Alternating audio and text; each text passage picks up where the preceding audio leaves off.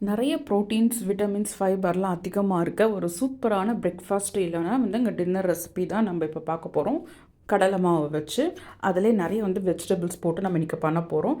2 carrot எடுத்திருக்கேன். அது திருவினா 2 cup கிட்டத்தட்ட வரும். அது கூடவே பன்னீர் 1 கப் எடுத்திருக்கேன். குட்டி குட்டியாக கட் பண்ண கேப்சிகமில் நிறைய வாட்டர் கண்டென்ட் இருக்குது. 2 வெங்காயம் பொடியாக கட் பண்ணது. இப்போ ஒரு பெரிய பாத்திரத்தில் 2 கப் போல் கடலை மாவு எடுத்துக்கலாம். கடலை மாவில் நிறைய ப்ரோட்டீன் இருக்குது.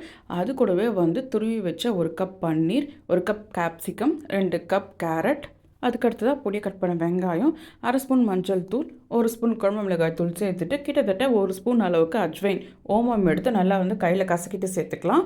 ஏன்னா கடலை மாவு சேர்க்கறதுனால நம்மளுக்கு அங்கே டைஜஷன் ஆகும், ஈஸியாக உடம்புக்கும் நல்லது. அது கூடவே ஒரு 1/2 ஸ்பூன் போல் உப்பு சேர்த்துட்டு கை நிறைய கொத்தமல்லி சேர்த்துக்கலாம், பொடியை கட் பண்ணது. முதல்ல இது எல்லாத்தையும் கலந்து விட்டுடலாம். அதுக்கு அடுத்ததாக கொஞ்சம் கொஞ்சமாக தண்ணி சேர்த்து கட்டி இல்லாமல் கலந்துக்கணும். கடலை மாவில் ஈஸியாக கட்டி வரும் இல்லையா, அதனால் கொஞ்சம் நல்லா கலந்து விட்டுக்கோங்க. கேப்சிகமில் பார்த்தீங்கன்னா ஆன்டி ஆக்சிடென்ட் நிறைய இருக்குது. அது ஒரு ஆன்டி இன்ஃப்ளமெண்ட்ரியும் கூட. அது வாட்டர் கண்டென்ட் நிறைய இருக்கிறதுனால நம்ம நிறைய சேர்த்துக்கலாம் ஃபுட்டில். இதுதான் கரெக்டான கன்சிஸ்டன்சி. இந்த அளவு கலந்ததும் ஒரு பேனில் நெய் விட்டு நம்ம தடவிக்கலாம். ஒரு கரண்டி மாவு எடுத்து மெல்லிசாவும் இல்லாமல் தடிமனாக இல்லாமல் மீடியமாக அங்கே ஸ்ப்ரெட் பண்ணி விட்டுக்கலாம். நான் இன்றைக்கி இதில் கொஞ்சமாக நெய் சேர்த்து பண்ணுறேன். நீங்கள் வேணும்னா எண்ணெய் கூட சேர்த்துக்கலாம். மூடி வச்சு வேக விட்டுக்கலாம். அப்போ தான் நல்லா உள்ளெல்லாம் வெந்து வரும்.